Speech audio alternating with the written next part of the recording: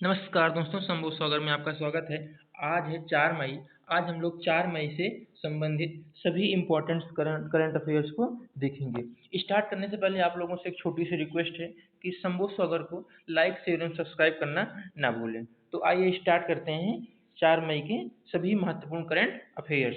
Question number 1, हाल ही में किस bank ने अमेजन एलेक्सा और गूगल असिस्टेंट पर अपनी वॉइस बैंकिंग सेवा शुरू की है? तो ऑप्शन है A SBI, option B BOB, option C ICICI bank और ऑप्शन डी आईडीबी बैंक। तो इस क्वेश्चन का राइट आंसर हो जाएगा ऑप्शन सी यानी आईसीआईसीआई बैंक जो है अभी हाल ही में अमेजन एलेक्सा और गूगल असिस्टेंट पर अपनी वॉइस बैंकिंग सेवा शुरू की है। टाइपिंग में थोड़ा मिस्टेक हो गई है, ये वापस लिख उठा है, यहाँ वॉइस होगी। वॉइस वॉइस बैंकिंग सेवा शुरू की है। तो किस बैंक ने शुरू की है? तो आईसीआईसीआई बैंक ने जो है अभी हाल ही में गूगल अमेजन एलेक्सा और गूगल असिस्टेंट पर अपनी वॉइस बैंकिंग सेवा शुरू की है। बढ़ते हैं नेक्स्ट क्वेश्चन की तरफ। क्वेश्चन नंबर 2, संयुक्त राष्ट्र में भारत के अस्थायी प्रतिनिधि जो है नियुक्त हुए हैं। क्वेश्चन है अभी हाल ही में संयुक्त राष्ट्र में भारत के अस्थायी प्रतिनिधि के रूप में किसे नियुक्त किया गया है? तो ऑप्शन है A Ranjan Gogoi, option B TS Trimurti, option C Deepak Mishra और ऑप्शन डी जगजीत सिंह। तो इस क्वेश्चन का राइट आंसर हो जाएगा ऑप्शन बी यानी टीएस त्रिमूर्ति जी को अभी हाल ही में जो है संयुक्त राष्ट्र में भारत के अस्थायी प्रतिनिधि के रूप में नियुक्त किया गया है। करंट में ये क्वेश्चन इंपॉर्टेंट है, पूछा जा सकता है कि संयुक्त राष्ट्र में भारत के अस्थायी प्रतिनिधि कौन है जो है।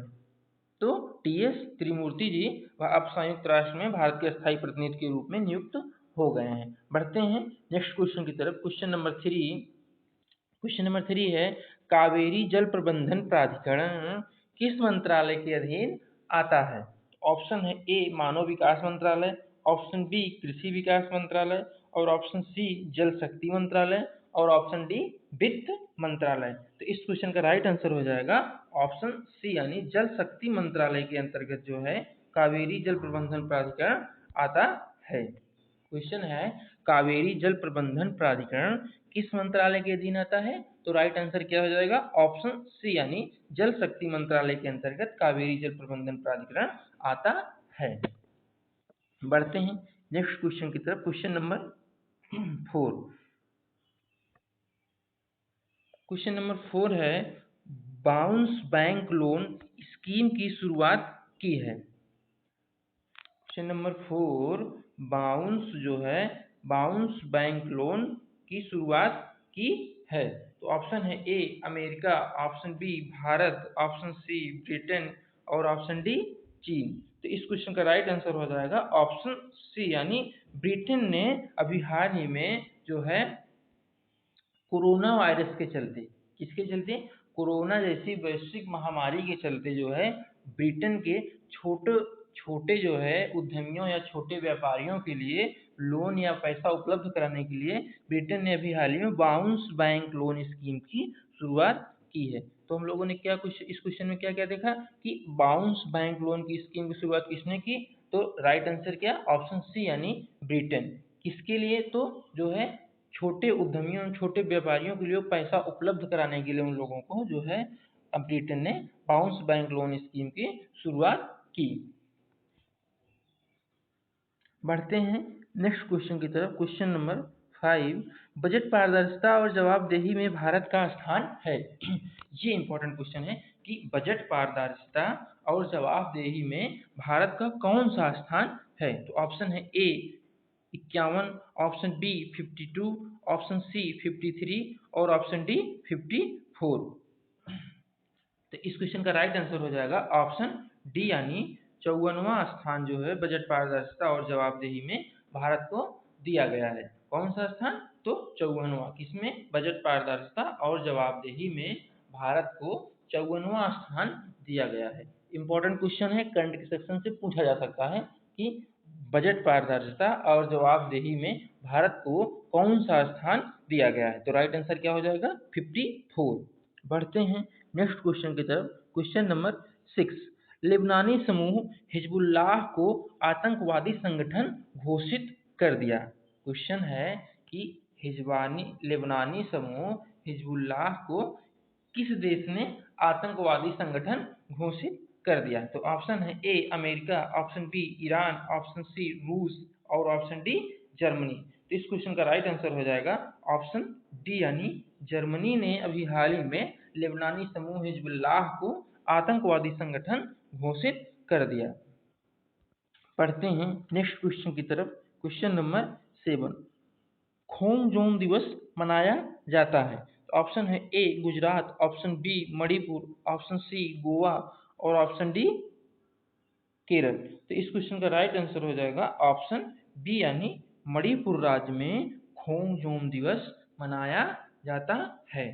क्वेश्चन पूछ लिया जा सकता है कि खोंगजोम दिवस कहाँ मनाया जाता है? तो खोंगजोम दिवस ऑप्शन बी यानी मणिपुर राज्य में खोंगजोम दिवस मनाया जाता है। बढ़ते हैं नेक्स्ट क्वेश्चन की तरफ। Question number 8। क्वेश्चन नंबर 8 है हाल ही में केंद्रीय सतर्कता आयुक्त नियुक्त किया गया है। तो ऑप्शन है ए श्रीमती निर्मला सीतारमण, ऑप्शन बी श्री संजय कोठारी और ऑप्शन सी श्री अर्जुन मुंडा और ऑप्शन डी श्री रविशंकर प्रसाद। तो इस क्वेश्चन का राइट आंसर हो जाएगा ऑप्शन बी यानी श्री संजय कोठारी जी को अभी हाल ही में केंद्रीय सतर्कता आयुक्त नियुक्त किया गया है। इसके ऊपर हम लोगों ने भी एक नियुक्ति देखी थी, वो क्या थी कि संयुक्त राष्ट्र में भारत के अस्थायी प्रतिनिधि के रूप में किसे नियुक्त किया गया है? तो क्या देखा था, कौन थे? टी.एस. त्रिमूर्ति को संयुक्त राष्ट्र में भारत के अस्थायी प्रतिनिधि के रूप में नियुक्त किया गया था। यहाँ पर केंद्रीय सतर्कता आयुक्त किसे नियुक्त किया गया है? तो श्री संजय कोठारी जी को केंद्रीय सतर्कता आयुक्त नियुक्त किया गया है। बढ़ते हैं नेक्स्ट क्वेश्चन की तरफ। Question number 9। हाल ही में आरबीआई ने किस बैंक का लाइसेंस रद्द कर दिया है? आने वाले एग्जामों के लिए ये क्वेश्चन मोस्ट इम्पोर्टेंट क्वेश्चन रहेगा कि अभी हाल ही में आरबीआई ने किस बैंक का लाइसेंस रद्द कर दिया है। तो ऑप्शन है A SDI, option B MKP, option C CKP और ऑप्शन डी जो है एसबीआई। तो इस क्वेश्चन का राइट आंसर हो जाएगा ऑप्शन सी यानी सीकेपी बैंक का अभी हाल ही में आरबीआई ने उसका लाइसेंस रद्द कर दिया गया है। यह भी बहुत पुरानी बैंक थी, यानी लगभग 104 साल पुरानी बैंक थी सीकेपी, जो अब इसको आरबीआई ने इसके लाइसेंस को रद्द कर दिया है। बढ़ते हैं नेक्स्ट क्वेश्चन की तरफ। Question number 10। Ultimate garden clash प्रतियोगिता संबंधित है। ऑप्शन है ए क्रिकेट से, ऑप्शन बी कबड्डी से, ऑप्शन सी जंप से और ऑप्शन डी गायन से। तो इस क्वेश्चन का राइट आंसर हो जाएगा ऑप्शन सी यानी जंप से। अल्टीमेट गार्डन क्लैश प्रतियोगिता जंप से संबंधित है, यानी पोल वॉल्ट से संबंधित है। तो अल्टीमेट गार्डन क्लैश प्रतियोगिता किससे संबंधित है? जंप यानी पोल वॉल्ट। इसमें अगर इस प्रतियोगिता की बात करें तो इसमें दुनिया के 3 वर्ल्ड रिकॉर्ड होल्डर जो है, जिसमें से स्वीडन के अपोलोमोडो डुप्लांटिस जो है और 2 बार के वर्ल्ड चैंपियन अमेरिका के सैम कैंड्रिक्स और 2012 के ओलंपिक चैंपियन फ्रांस के रेना लाओ लेनी जो है एक दूसरे को प्रतियोगिता में चुनौती पेश करेंगे। इसमें कौन कौन भाग लेगा जो है? तो स्वीडन के अमोडो डुप्लांटिस जो है और अमेरिका के सैम कैंड्रिक्स और फ्रांस के रेना लाओलेनी जो है एक दूसरे को प्रतियोगिता में चुनौती पेश करेंगे। अच्छा, ये प्रतियोगिता जो है एक गार्डन में होगी, यानी ये तीनों लोग अपने घरों के पीछे गार्डन में लाइव वीडियो कॉन्फ्रेंसिंग के जरिए यह प्रतियोगिता जो है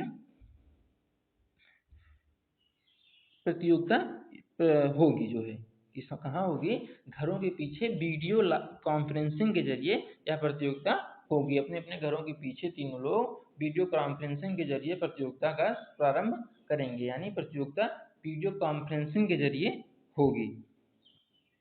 तो हम लोगों ने क्या देखा इस क्वेश्चन में, तो अल्टीमेट गार्डन क्लेश प्रतियोगिता संबंधित किससे है, जंप यानी पोल वॉल्ट। पोल वॉल्ट को ही जंप कहते हैं, जंप प्रतियोगिता से माना गया है पोल वॉल्ट को ही। बढ़ते हैं नेक्स्ट क्वेश्चन की तरफ। क्वेश्चन नंबर 11, हाल ही में किस राज्य में पहला थर्मल स्क्रीनिंग कैमरा प्रारंभ हुआ है। तो ऑप्शन है A Gujarat, option B Goa, option C Rajasthan और ऑप्शन डी केरल जो है। इस क्वेश्चन का राइट आंसर हो जाएगा ऑप्शन डी, यानी केरल राज्य में अभी हाल ही में जो है पहला थर्मल स्क्रीनिंग कैमरा प्रारंभ हुआ है। न कि केरल का बल्कि भारत का भी यह पहला थर्मल स्क्रीनिंग कैमरा प्रारंभ हुआ है। अगर इस कैमरे की बात करें तो यह कैमरा चेहरा भी पहचान सकता है, और इसके बाद बात करें तो लोगों की स्क्रीनिंग कर सकता है, और इसके बारे में जानकारी लें तो यह पता लगा सकेगा कि किसका तापमान ज़्यादा है और किसका नहीं है। तो हम लोगों ने क्या क्या इस क्वेश्चन में देखा कि पहला थर्मल स्क्रीनिंग कैमरा कहाँ पर प्रारंभ हुआ है, तो ऑप्शन नंबर डी यानी केरल राज्य में पहला थर्मल स्क्रीनिंग कैमरा प्रारंभ हुआ है। यही इस क्वेश्चन में यही मोस्ट इम्पॉर्टेंट भी है, यही पूछा भी जा सकता है कि पहला थर्मल स्क्रीनिंग कैमरा कहाँ प्रारंभ हुआ, तो केरल। इसके बारे में हम लोग जानते हैं कि स्क्रीनिंग कैमरा की खूबी क्या है, तो यह कैमरा चेहरा भी पहचान सकता है, लोगों की स्क्रीनिंग भी कर सकता है, और यह पता लगा सकता है कि किसका तापमान ज़्यादा है और किसका कम तापमान है। अच्छा, अब बात आती है केरल की, तो केरल के बारे में भी हम लोग थोड़ा जान लेते हैं कि केरल की राजधानी की बात करें तो केरल की राजधानी जो है तिरुवनंतपुरम है, और वहाँ के सीएम की बात करें तो पिनरई विजयन वहाँ के सीएम है। अच्छा, वहाँ के राज्यपाल की बात करें, राज्यपाल से भी संबंधित क्वेश्चन पूछ लिया जा सकता है, तो केरल के राज्यपाल की बात करें तो आरिफ मोहम्मद खान वहाँ के इस समय पर राज्यपाल हैं। अच्छा, अब बात करते हैं राज्यसभा सीटों की केरल में, तो केरल में राज्यसभा कुल सीटें 9 हैं, और जहाँ वहीं लोकसभा की बात करें तो केरल में लोकसभा की कुल 20 सीटें हैं। तो केरल की राजधानी तिरुवनंतपुरम और वहाँ के सीएम पिनरई विजयन। अच्छा, अब राज्यपाल की बात करें तो आरिफ मोहम्मद खान जो है वहाँ के इस समय राज्यपाल हैं। अच्छा, राज्यसभा सीटों की बात करें केरल में तो कुल 9 सीटें राज्यसभा की केरल में हैं, वहीं लोकसभा सीटों की बात करें तो कुल 20 सीटें वहाँ पर लोकसभा की हैं। कहाँ पर, केरल में। बढ़ते हैं नेक्स्ट क्वेश्चन की तरफ। क्वेश्चन नंबर 12, किस संस्थान ने किसान सभा ऐप विकसित किया है। तो option A CSIR, option B SISOO, option C MI और ऑप्शन डी सैमसंग। तो इस क्वेश्चन का राइट आंसर हो जाएगा ऑप्शन ए यानी CSIR, यानी council of science and industrial research ने जो है किसान सभा ऐप विकसित किया है। यानी क्वेश्चन है किस संस्थान ने किसान सभा ऐप विकसित किया है, तो इस क्वेश्चन का राइट आंसर हो जाएगा ऑप्शन ए यानी CSIR जो है किसान सभा ऐप विकसित किया है। अब बात करते हैं CSIR की, तो council of science and industrial research होता है, इसकी फुल फॉर्म की बात हुई। अब बढ़ते हैं नेक्स्ट क्वेश्चन की तरफ। क्वेश्चन नंबर 13, परिवहन एवं राजमार्ग मंत्रालय के सचिव का पदभार किसने ग्रहण किया है। तो ऑप्शन है A Sanjeev Ranjan, option B Nitin Jairam Gadkari, option C Arvind Kumar Sharma और ऑप्शन डी की बात करें तो गिरधर अरमाने जो है। अच्छा, इस क्वेश्चन के राइट आंसर की बात करें तो ऑप्शन डी यही जो है गिरधर अरमाने, यानी परिवहन एवं राजमार्ग मंत्रालय के सचिव का पदभार किसने ग्रहण किया, तो ऑप्शन डी यानी गिरधर अरमाने ने परिवहन एवं राजमार्ग मंत्रालय के सचिव का पदभार ग्रहण किया। पढ़ते हैं नेक्स्ट क्वेश्चन की तरफ। क्वेश्चन नंबर 14 यानी 14, भारत सरकार ने कितनी वस्तुओं की लघु उपज के लिए MSP यानी न्यूनतम समर्थन मूल्य बढ़ाने की घोषणा की है। तो ऑप्शन ए 38, ऑप्शन बी 40 और ऑप्शन सी 47 और ऑप्शन डी 49। तो इस क्वेश्चन का राइट आंसर की बात करें जो है तो ऑप्शन डी यानी 49 वस्तुओं पर कि भारत सरकार ने जो है लघु उपज के लिए एमएसपी न्यूनतम समर्थन मूल्य बढ़ाने की घोषणा की है। ऑप्शन नंबर डी यानी 49 वस्तुओं पर भारत सरकार ने यह निर्णय लिया है।